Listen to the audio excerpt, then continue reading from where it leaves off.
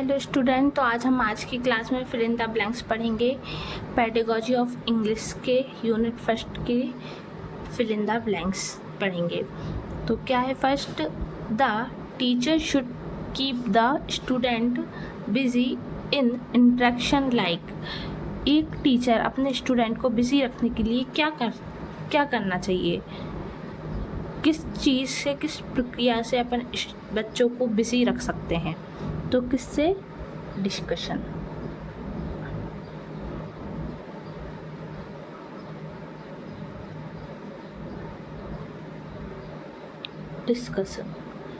Discussion करके अपन बच्चों को बिजी रख सकते हैं। Next question, song and rhymes provide blank for free articulation and blank. तो इस ब्लैंक में आपको 2 बार ब्लैंक दिए गए हैं। ये प्रीवियस ईयर है, प्रीवियस ईयर के फिल इन द ब्लैंक्स हैं। ये रिपीटेडली पूछे जाते हैं, बार बार इन्हीं को घुमा फिरा के पूछ लेते हैं, इसलिए ये बहुत इम्पॉर्टेंट है। Song and rhyme provide blank for free articulation and blank. तो song and rhyme are provide opportunities.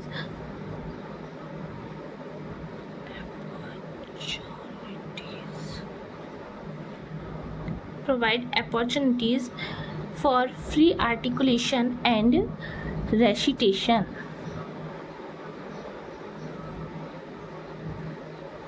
यह है इसका। Radio and TV news provide best opportunities for learning correct. TV और रेडियो से हम क्या चीज़ सीखते हैं? टीवी न्यूज़ से हम सीखते हैं correct pronunciation.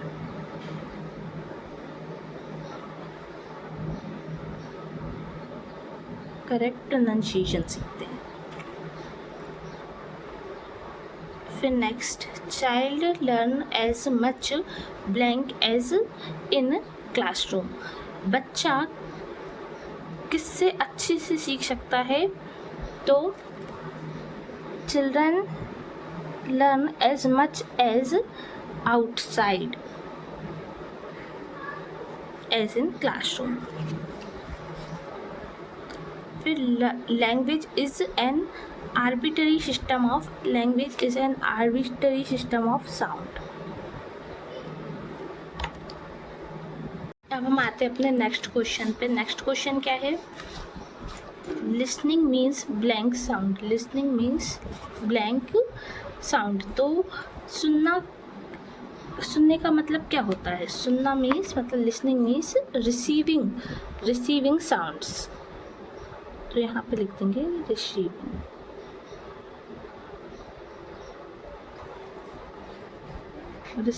Sounds. Listening means receiving sound. Listening with blank is the first objective of English teaching. Listening with blank is the first objective of English teaching. तो लिसनिंग विथ कॉम्प्रीहेंशन, इसमें इस blank में क्या आएगा? Comprehension.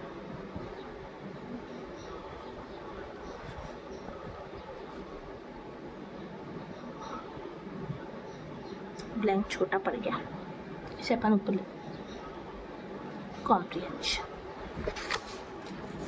Next question क्या है?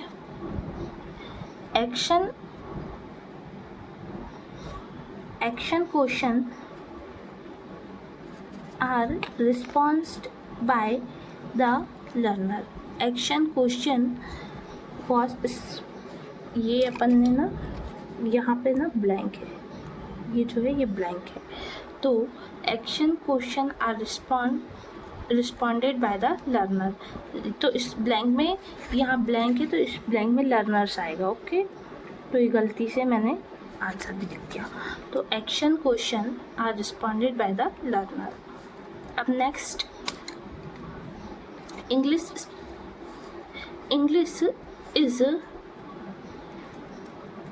Spelling game is the type of language game. इसमें आपका आएगा लैंग्वेज गेम। लैंग्वेज की। Speaking means mystery blank in order to convert them into meaningful message। ये स्पीकिंग की डेफिनेशन है। अब यहाँ पे छोटा सा ब्लैंक दिया है, अब अपन को इसे फिल करना है।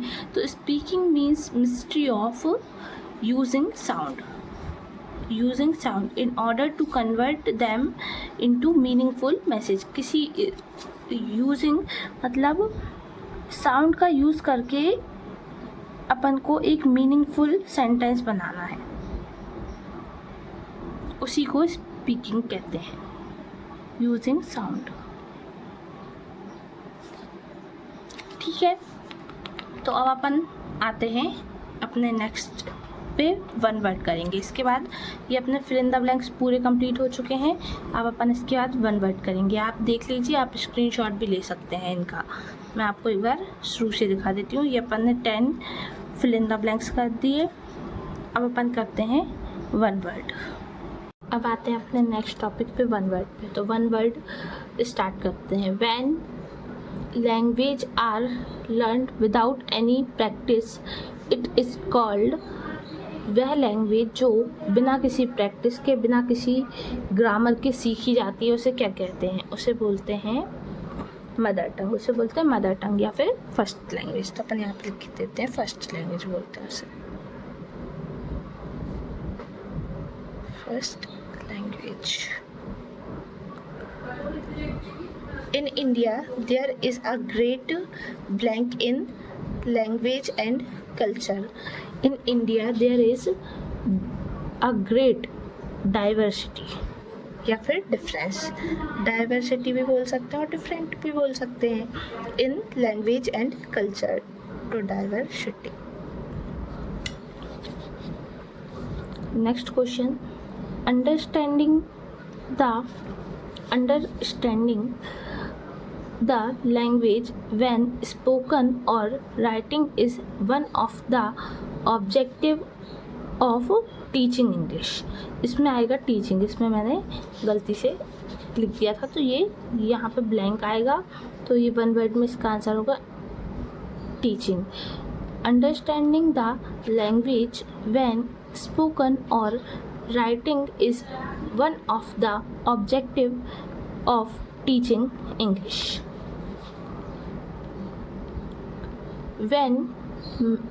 Which method of teaching English adapted at present in school curriculum?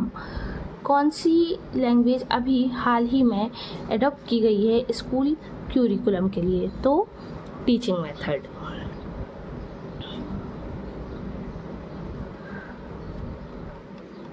Teaching method. The word pedagogy means, upon pedagogy पढ़ तो रहे हैं पर उसका मतलब क्या होता है? तो the word pedagogy means to lead the child।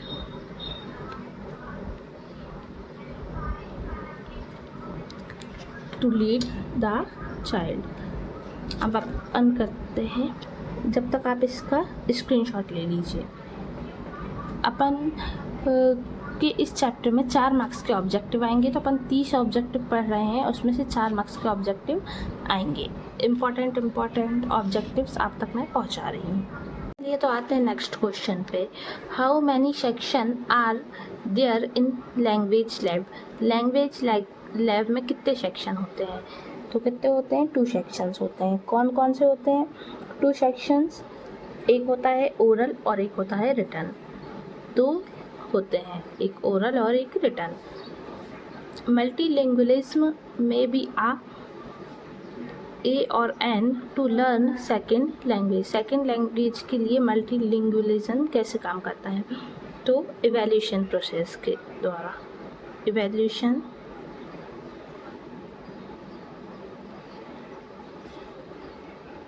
Process. Next question, what define the knowledge and skill that second are aspect students are expected to learn in a subject in each grade. तो academic standard, academic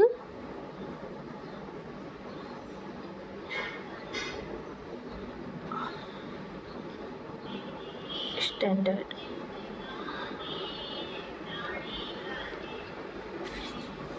Next, for teaching grammar, which is the best grammar are teaching use. अपन को grammar पढ़ाने के लिए कौन सी method सबसे ज़्यादा useful होती है, कौन सी टीचिंग मेथड सबसे ज़्यादा यूज़फुल होती है, कौन सी ग्रामर सबसे ज़्यादा यूज़फुल होती है? तो पेडागॉजी ग्रामर, जो अपन पढ़ रहे हैं ना, वही पेडागॉजी ग्रामर.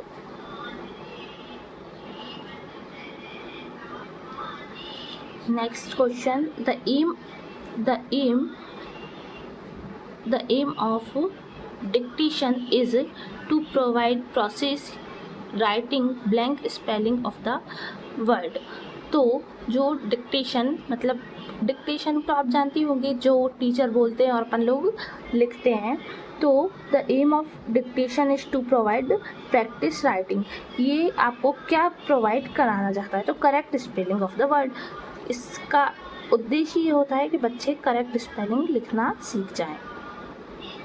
तो ये हमने 10 fill in the blanks one words कर चुके हैं. ये अपने 10 वन वर्ड हो चुके हैं और यहाँ पे 10 fill in the blanks, और अपन ने लास्ट वीडियो में 10 ऑब्जेक्टिव्स किए थे. तो ये कितने 30 क्वेश्चन हो गए हैं. इन्हीं 30 क्वेश्चन में से 4 क्वेश्चन आपके एग्ज़ाम में आने ही आने हैं, इसलिए ये बहुत ज़्यादा इम्पॉर्टेंट है. आप इनको अच्छे से पढ़ लीजिएगा, रट लीजिएगा. तो ठीक है, मिलते हैं अपनी नेक्स्ट क्लास में. तब तक के लिए गुड बाय, और मेरी वीडियो को लाइक करें और मेरे चैनल को सब्सक्राइब करें. ठीक है, सी यू टू द